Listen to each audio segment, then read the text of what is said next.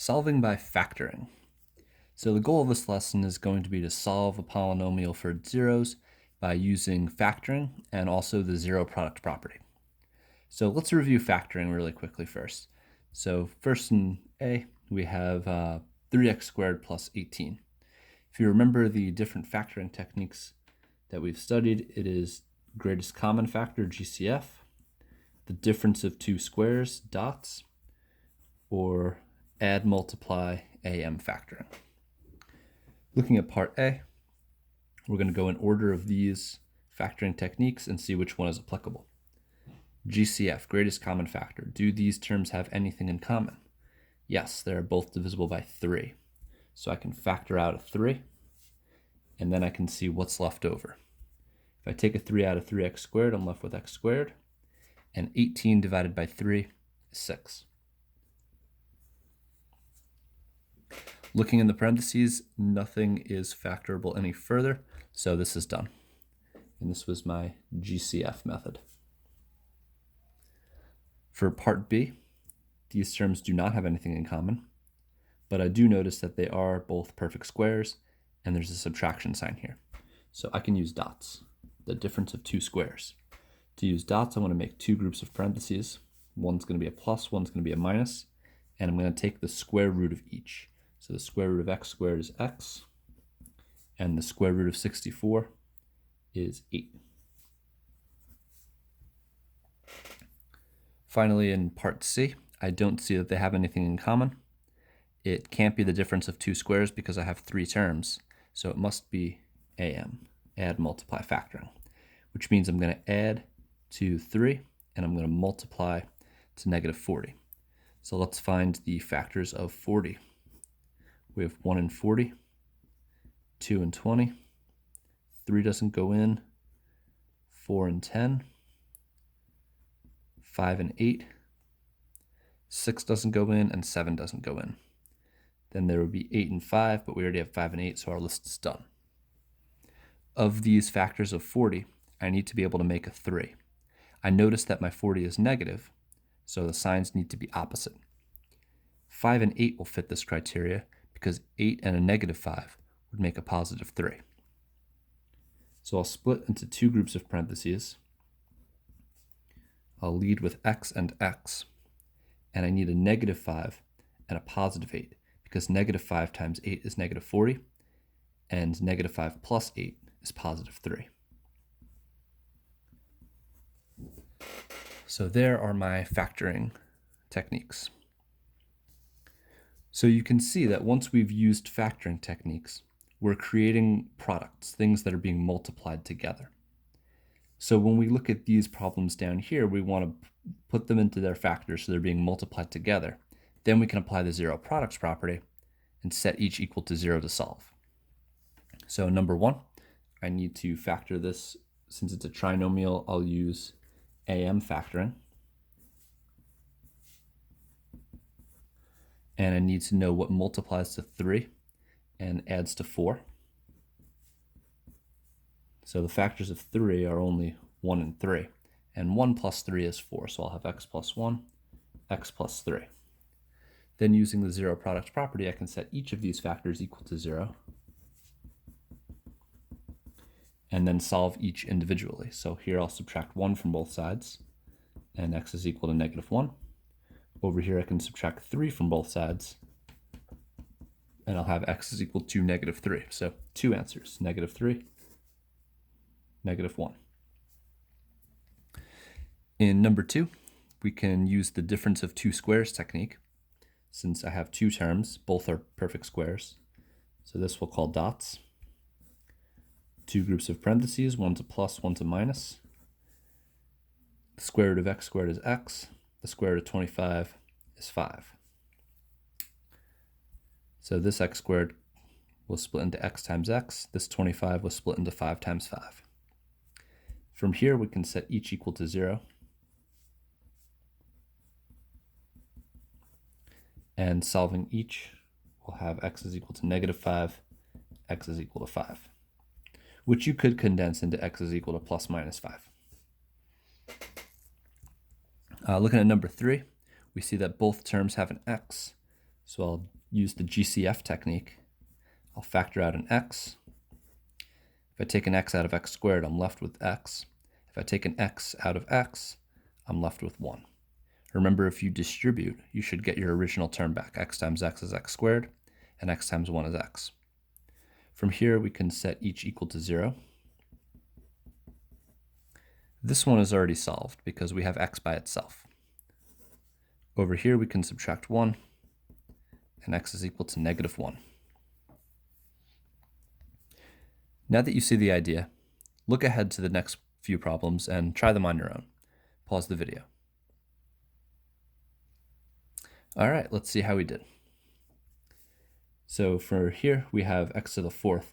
Now this will break down again with AM factoring, but we're going to have x squared and x squared. Then we need the factors of 36. We have 1 and 36, 2 and 18, 3 and 12, 4 and 9, 5 doesn't go in, 6 times 6, and since we repeat, we're done. Now we need to know what makes a 13. Well, 4 and 9 can create a 13, but I notice that they both need to be negative because it's a -13, which is fine because -4 times -9 is equal to a positive 36. From here, we're not quite done because we can break these into even more factors using difference of 2 squares.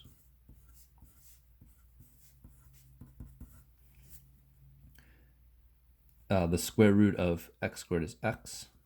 The square root of 4 is 2. So I'll have x plus 2, x minus 2. Then the x squared minus 9 will break down into a similar way, except we'll use 3 and 3. Now I can set each factor equal to 0. X plus 3 equals 0, x minus 3 equals 0.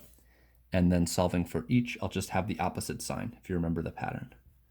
X equals -2, x equals 2, x equals -3, x equals 3. And we actually have 4 solutions to this problem. Wow. All right, number 5. All 3 terms have an x involved, so we'll find the GCF to be x.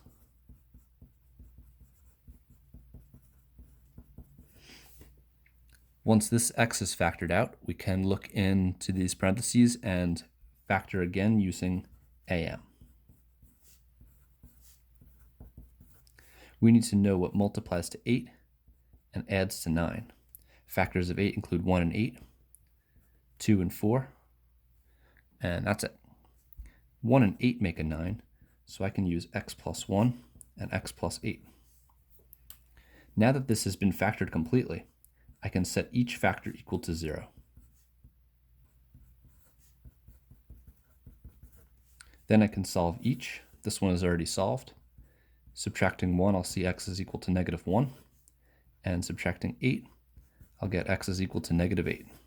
So this one has 3 solutions.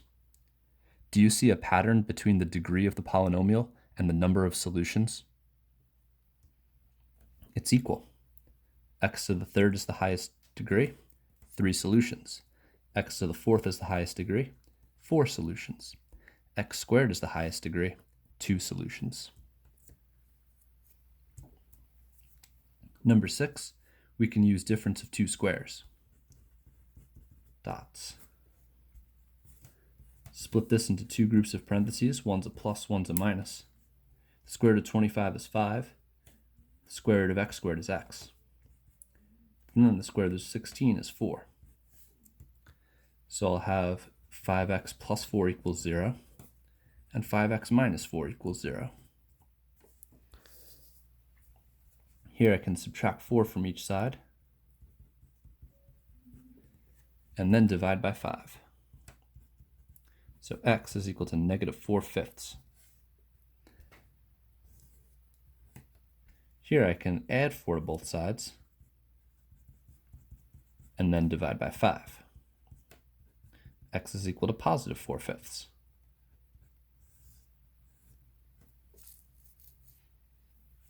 Number 7 is another difference of two squares problem. But this time the number comes first, and it's important to keep that number first when we make our factors. 9 minus x and 9 plus x. So then 9 minus x equals 0 and 9 plus x equals 0. You can subtract 9 from both sides and divide by the negative, but I find it easier to just add x. So we get positive 9 equal to x. Over here I'll subtract 9, and x is equal to negative 9. You could represent your answer in this way. X is equal to plus minus 5. We can say x is equal to plus or minus 9. Let's try a few more. In number 8, we see a greatest common factor of 5, x. If we factor out the 5x, we'd be left with x minus 5. From here, we can set each factor equal to 0. And solving, we would have to divide by 5. So x is 0. And over here, we'd have to add 5. So x is equal to 5.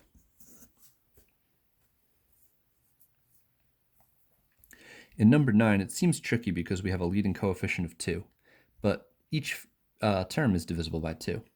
So we can first use greatest common factor, factor out the 2.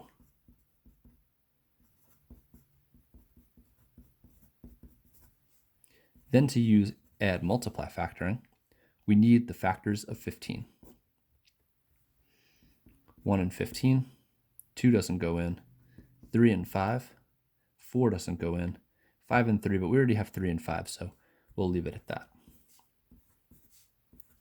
Of these two pairs, the 3 and the 5 can add to the 8. So I'll say x plus 3 and x plus 5. Then I'll set each factor equal to 0.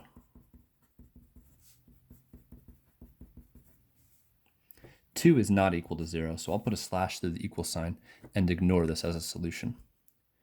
Here I'll have x is equal to negative 3, and here we'll have x is equal to negative 5.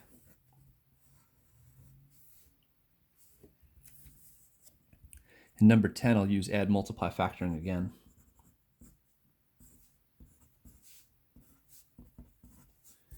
I need the factors of 27. 1 and 27, 3 and 9, 4 doesn't go in, 5 doesn't go in, 6 doesn't go in, 7 or 8, nope, so this is it.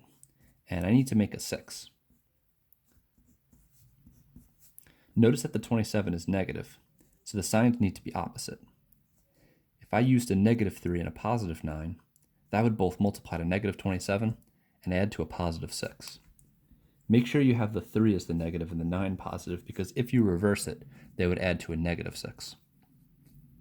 From here, I can set each factor equal to 0, and then we'll solve. Add 3's, x equals 3, subtract 9's, x equals negative 9.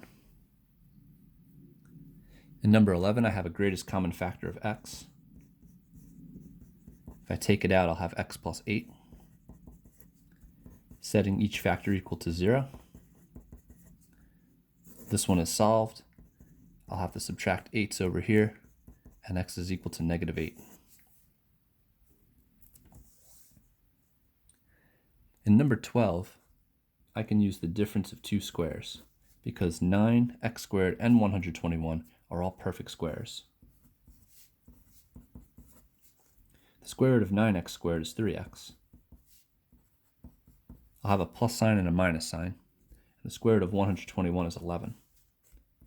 Setting each factor equal to 0, I can then solve. I'll start by subtracting 11 from both sides, and then dividing by 3. I'll represent this as a fraction, negative 11 thirds. Then over here I can add 11 to both sides, and dividing each by 3, I'll get positive 11 thirds. In number 13, I have a greatest common factor of 2. 2x actually. And if I take it out, I'll be left with x minus 6. Setting each factor equal to 0, I can divide by 2. So x will be equal to 0. And over here I can add 6's. So x is equal to 6.